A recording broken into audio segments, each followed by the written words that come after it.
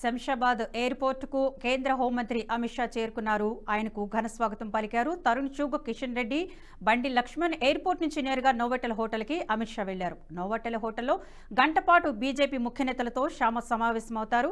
తెలంగాణలో తాజా రాజకీయ పరిస్థితులపై రాష్ట్ర నేతలపై చర్చిస్తారు. సాయంత్రం 3 గంటలకు భాగ్యలక్ష్మి ఆలయానికి అమిత్ షా చేరుకొని సాయంత్రం 7 గంటలకు ఢిల్లీకి అమిత్ షా తిరుగు ప్రయాణమవుతారు.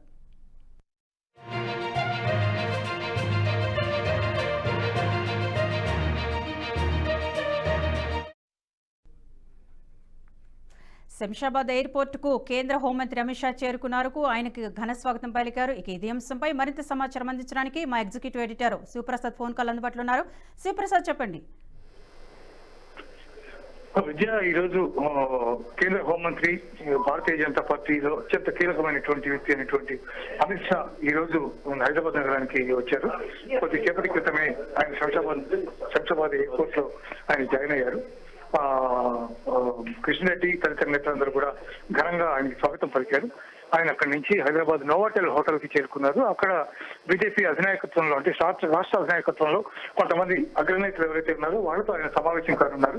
ఈ సమావేశం తరువాత భారతీయ జనతా పార్టీ రానున్న పార్లమెంట్ ఎలక్షన్స్ లో ఎలా వెళ్తుంది, ముందుకి ఏం జరుగుతుంది అనేటటువంటి అంశాల మీద వాళ్ళతో ప్రధానంగా చర్చ జరగనుంది. ఆ తర్వాత పొంగల్ కళాలో జరగబోయేటటువంటి బీజేపీ రాష్ట్ర నాయకత్వం కమిటీ ఏదైతే ఉందో దానికి సంబంధించినటువంటి సమావేశంలో ఆయన పార్టిసిపేట్ చేసి వాళ్ళందరికీ పార్లమెంట్ ఎలక్షన్స్ కి సంబంధించినటువంటి దిశానిర్దేశం చేస్తారు. అయితే ఇక్కడ ప్రధానంగా గతంలో జరిగినటువంటి రాష్ట్ర ఎన్నికలు ఏవైతే ఉన్నాయో, తెలంగాణ ఎన్నికల్లో భారతీయ జనతా పార్టీ కేవలం 8 సీట్లు మాత్రమే సాధించింది. గతంలో బండి సంజయ్ అధ్యక్షుడిగా ఉండి బాగా ఊపొచ్చింది. బండి సంజయ్ తీసేసిన తర్వాత భారతీయ జనతా పార్టీ ఒకసారి దిగిపోయింది. రకరకాల విమర్శలు, రకరకాల మాటలు ఇవన్నీ వచ్చినటువంటి విషయం అందరికీ తెలిసినటువంటిదే. అయితే ఈ నేపథ్యంలో అసలు ఏం జరుగుతోంది, ఏం జరగబోతోంది, ఏ నేతలు బీజేపీలో నిజంగా యాక్టివ్ గా ఉన్నారు, ఎవరు యాక్టివ్ గా లేరు, ఎవరు గట్టిగా విజయం కోసం ప్రయత్నం చేస్తున్నారు, ఎవరు కేవలం నామమాత్రపు పోటీకి మాత్రమే పరిమితం అవుతున్నారు, అలాగే ఎవరన్నా పార్టీకి హాని జరిగేటటువంటి స్టేట్మెంట్స్ కానీ హాని జరిగే విధంగా ఎవరైనా మాట్లాడుతున్నారా, తదితర అంశాలన్నిటి మీద కూడా అధిష్టానం ఫోకస్ పెట్టినటువంటి విషయం మనకి తెలుస్తుంది.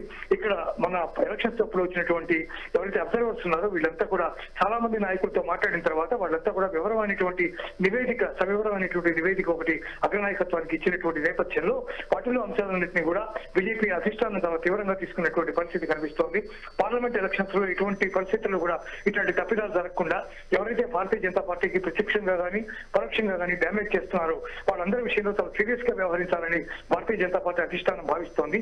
ఆ మేరకు అమిత్ షా ఇవాళ అగ్రనేతలతో మాట్లాడే విషయంలో కానీ లేదా పార్టీ సమావేశంలో మాట్లాడే విషయంలో కానీ ఈ అంశాలన్నీ కూడా ప్రస్తావనకు వచ్చే అవకాశం ఉంది. ఎవరిని స్ప్రేడ్ చేసే ఎట్టి పరిస్థితుల్లోనూ ఉండదు. ఖచ్చితంగా దీని మీద మేము చాలా సీరియస్ గా మేము రియాక్ట్ అవుతున్నాం అనే విషయాన్ని ఆయన స్పష్టం చేయదలుచుకున్నారు. పార్టీకి ఎవరైతే ప్రత్యక్షంగా కానీ పరోక్షంగా కానీ డ్యామేజ్ చేస్తారో వాళ్ళని నిర్ద్వంద్వంగా వాళ్ళ విషయంలో కఠినమైనటువంటి చర్యలు తీసుకునేటటువంటి అవకాశం ఉందనే విషయాన్ని ఆయన స్పష్టంగా చెప్పదలుచుకున్నారు. ఇక ముందు ఇటువంటి ఇండిసిప్లిన్ ఎక్కడైనా భారతీయ జనతా పార్టీలో కనిపిస్తే దాన్ని ఏమాత్రం ఉపేక్షించమనేటటువంటి సిగ్నల్ ని కూడా ఆయన స్పష్టంగా ఇవ్వదలుచుకున్నారనే విషయం తెలుస్తుంది. అగ్రనేతలు ఎవరెవరు పాల్గొనే అవకాశం ఉంది? పార్టీకి సంబంధించినటువంటి అయితే భారతీయ రాష్ట్ర నేతలందరూ కూడా, భారతీయ జనతా పార్టీ రాష్ట్ర నేతలందరూ కూడా ఈ సమావేశంలో పాల్గొంటారు. వాళ్ళందరితో కూడా చాలా సీరియస్ గా మాట్లాడదలుచుకున్నారు. క్రితం నేను మీకు చెప్పాను కదా, లక్ష్మణ్ కానీ లేకపోతే కిషన్ రెడ్డి కానీ, బండి సంజయ్ కానీ, లేకపోతే అరవింద్ కానీ, మిగిలినటువంటి కీలక నేతలు ఎవరైతే ఉన్నారో వాళ్ళంతా కూడా ఈ సమావేశంలో పాల్గొంటారు. అయితే ఏంటంటే వీళ్ళకి సంబంధించినంత వరకు మొన్న ప్రధానమైనటువంటి నేతలు రఘునందన్ రావు ఓడిపోయాడు, అరవింద్ ఓడిపోయినాడు, బండి సంజయ్ ఓడిపోయినాడు, ఈటల రాజేందర్ ఓడిపోయినాడు. ఇట్లాంటి వాళ్ళందరూ కూడా పరాజయం పాలయ్యారు. ఈ పరాజయాలు కేవలం వాళ్ళ యొక్క అసక్తత వల్ల, వాళ్ళు చేయలేనితనం వల్ల ఓడిపోయారా, లేకపోతే దీని వెనకాల ఏమైనా జరిగిందా అనే అంశాన్ని కూడా పార్టీ చాలా సీరియస్ గా తీసుకుంటోంది.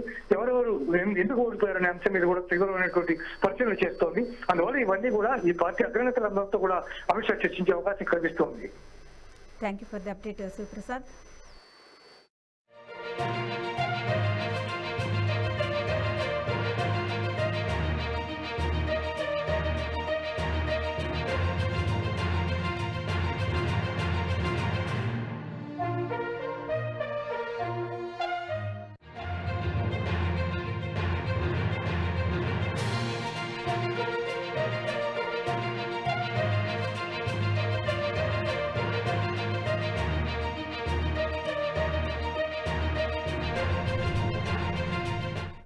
ఈ వీడియో మీకు నచ్చినట్టయితే లైక్ చేయండి, 10 మందికి షేర్ చేయండి. అలాగే కామెంట్ల రూపంలో మీ అభిప్రాయాలను మాతో పంచుకోండి. Nationalist hub group of channels ను సబ్స్క్రైబ్ చేసుకుని తెలుగునాట జాతీయవాద జర్నలిజాన్ని ప్రోత్సహించండి. ఈ వీడియో కింద ఉన్న బెల్ ఐకాన్ పై క్లిక్ చేయడం మర్చిపోవద్దు.